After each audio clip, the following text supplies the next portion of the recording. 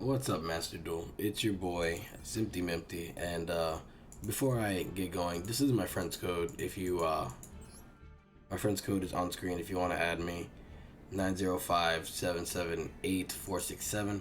But today I wanted to talk to you guys about powerful cards that you can put in your deck, especially if you're a newer player. Powerful cards that you can put in your deck that are pretty good. So first one I want to mention is these are going to be honorable mentions. So honorable mentions are going to be the first thing I talk about. Going second cards like Raigeki, Kaiju Slumber, these kaijus, they're really good. Forbidden Chalice, really, really good. Those are honorable mentions right now. But I want to talk to you guys about trap cards. Trap cards are super good, especially if you're a newer player.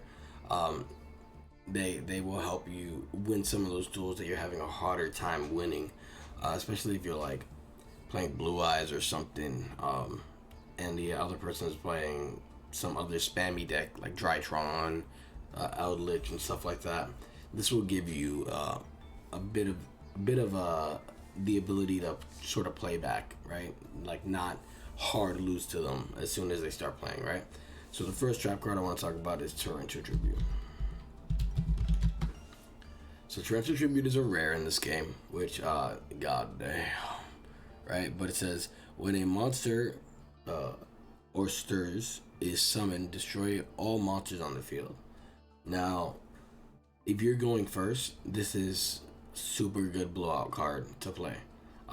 If your opponent commits to the board and they don't make anything, you can Torrential Tribute the board on their last summon and get rid of everything. A good rule of thumb is if they put 4 monsters on the board or a raid to link 4, you probably want to Torrential the board. Because if not, then they'll probably go into Access Code Talker and pop Torrential anyway. You won't be able to respond. But that's rule number 1. I think Torrential Tribute is a really good blowout card. It's a rare card. I talk about it in some of my videos where if that card that was set was Torrential Tribute, then I would have lost or had a hard time playing. I think it's super good. Now, everybody knows Mirror Force, right? But what I want to introduce you guys is the Storming Mirror Force. Storming or Quaking, respectively. So let me show you Quaking. Storming or Quaking, respectively. They're both SRs, so they're a little bit expensive. Storming is my favorite Mirror Force, and I think it's really good for newer players. When an opponent declares a direct attack, just when it declares an attack. I thought it was a direct attack. When an opponent's monster declares an attack, return all your opponent's attack position monsters to the hand. Now, why is this better than Mirror Force? Mirror Force destroys cards, and a lot of cards want to die. A lot of cards would like to be destroyed, and a lot of cards can't be destroyed. So let's say if I had like Tiger Dancer and Blue Cat and Luna Light, Saber Dancer, right? Saber Dancer can't be destroyed by card effects, and Blue Cat, when it dies, it brings another Luna Light out. So in that position, regular Mirror Force wouldn't do it. But Storming Mirror Force doesn't target and it doesn't destroy, and it clears the entire board. So Storming Mirror Force is better. Quaking is an honorable mention, but Quaking Mirror Force, it puts all your opponent's attack position monsters to face down defense position, and they cannot change their position. Now, the reason Quaking, in my opinion, is not better than Storming is because if your opponent is playing a link-based deck and they already have link monsters on the board, Quaking Mirror Force cannot put them face down because they do not have defense, so they cannot be put in a position where they do not have stats. So there we go, Quaking, right? So first Torrential, next Storming / Quaking. There's also Drowning Mirror Force, but I don't like Drowning Mirror Force. Right, now let's talk about something called a Floodgate, right? So we're talking about my favorite Floodgate. There can be only one. Or maybe it's yeah, there you go. There can be only one. TC Boo is a ultra rare, and it says each player can only control 1 monster of each type.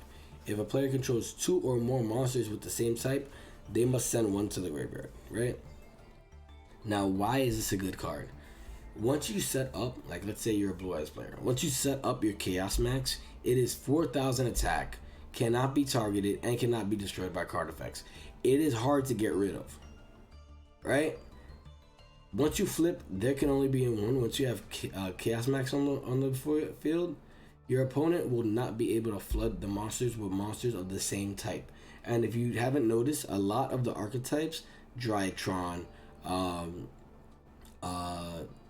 Drytron is all the same type. Eldritch is typically multiple zombie cards. Yeah, so you have like a lot of decks right now that are really good and they play the same monster type. So you flip, there can be only one on their board, especially if you flip it on a full board with no negates. If you flip, there can be only one on a full board of no negates with monsters of all of the same type. Your opponent's gonna have to go down to one monster. At that point, if you put a Blue Eyes on the field, they're gonna have a hard time getting rid of it. So I really think there can be only one is a really, really good card. And now I'm showing you guys these cards for maybe some of you like inexperienced Yu-Gi-Oh players, some of you older heads that are coming back, and you need like some deck fodder that can help you steal a couple of games. These are them. Like, there can be only one. That is one of the cards that's gonna help you just straight up blow out a game. We also got Summon Limit. Now, Summon Limit, also an SR, says neither player can summon more than 2 times per turn. Negated summons count. So why is this a good card? A lot of decks will have a hard time getting out of Summon Limit with under 2 summons. I think the only deck that can really do it, probably Tri-Brigade. Because Tri-Brigade and Baby, under the right circumstances, Eldritch can get rid of it. But you go ahead and you flip Summon Limit. You don't flip it as soon as your opponent's turn starts. You flip it once they have made 2 summons, because Summon Limit actually counts for previous summons too. So it summons for the turn. So if you flip Summon Limit once your opponent has made 2 summons, they can't do anything else. They do not have the option. So you let your opponent overcommit to a board, and then you flip Summon Limit, and then that's all she wrote. We also have Rivalry of Warlords. I spelled rivalry wrong.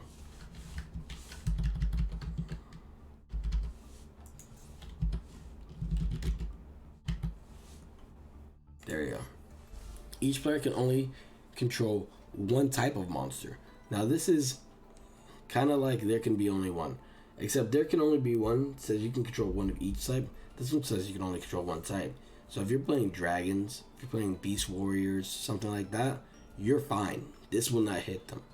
Now this is a card that I don't think is good to blind in your deck, because there is not a best of 3 format in Master Duel. So you don't get to side this out. So if you play a deck like Eldritch that only summons zombies, or Blue Eyes that's only summoning dragons, this really doesn't do anything. But if you're playing a deck like Tri-Brigade that summons beasts, beast warriors, winged beasts, all that, you can lock them into one of them, and then they will have a hard time playing. Now there's Rivalry of Warlords, and then there's also Goes in Match. Goes in Match is another Floodgate. Goes in Match says each player can only control one attribute of monster. Now, what does that mean? It means you can only control fire monsters. You can only control light monsters. You can only... That is a big issue. A lot of decks do not have extra deck monsters that they put on the board that are the same type as their main deck. For example, I think Shurag, the Ominous Wind, is a dark type. Or Wind. Let's check out Shurag. Shurag, the Ominous Wind, is a dark type, I believe. Yeah, he's a dark type. I don't think there is a Tri-Brigade main deck monster that is a dark type. We have Nerval, who's wind, Fraxel, who's fire, Kit, who's fire, and Kiras, who's fire. If they summon any of your Tri-Brigades and you flip this, they cannot go into their boss monster. They're stuck at either Frigette or Bearbrum. So that's pretty rough. That's very hard to play through. And you can't attempt to summon another one either. You can't go, I'm going to link these two into a different one, and it'll clear my field. No, if you have a type of monster on the field, it's the same with every Floodgate. You cannot attempt to go into another one. So, Floodgates. Torrential Tribute, all that good stuff. Super beautiful cards. Okay, I just had to check what my list was. Last but not least, the last card I want to mention is Evenly Matched. Evenly Matched is a good card to have. At the end of the battle phase, even if if you're going first, well, not if you're going first, because your opponent doesn't get a battle phase, but even if it's your turn and you haven't played anything, you can go into battle phase directly from main phase and then drop Evenly Matched. If your opponent does not have a spell and trap negate, they will get blown out by this card. They will have to go down to one card. What it does is your opponent banishes cards from their field face down so that they control the same amount of cards as you. And that only counts on field. So the only card you control when you activate this is Evenly Matched. Now here's another cool thing about Evenly Matched. It's not once per turn. So you can blow your opponent out with having 2 Evenly Matched in hand. You can go, alright, enter battle phase, Evenly Matched. Your opponent goes, I'm gonna negate that with doo-doo shit Kaka Dragon, right? He has 1 Omni negate, right? Let's just call him doo-doo shit Kaka Dragon. Alright, since we did not go into the next phase, I'm gonna attempt to end my battle phase again and activate Evenly Matched again. Well, doo-doo shit Kaka Dragon is a hard once per turn Omni negate, so doo-doo shit Kaka Dragon cannot negate Evenly Matched. So then you blow out their entire field and you have 4 cards in hand to play with, and your opponent has no doo-doo shit Kaka Dragon negate. So, fuck. That guy loses. Yeah. So, I mean, if you're a new player, if you're a returning player, if you're a player who's not playing any of these cards and you can play them, please do play them. They're so good. They're such good cards.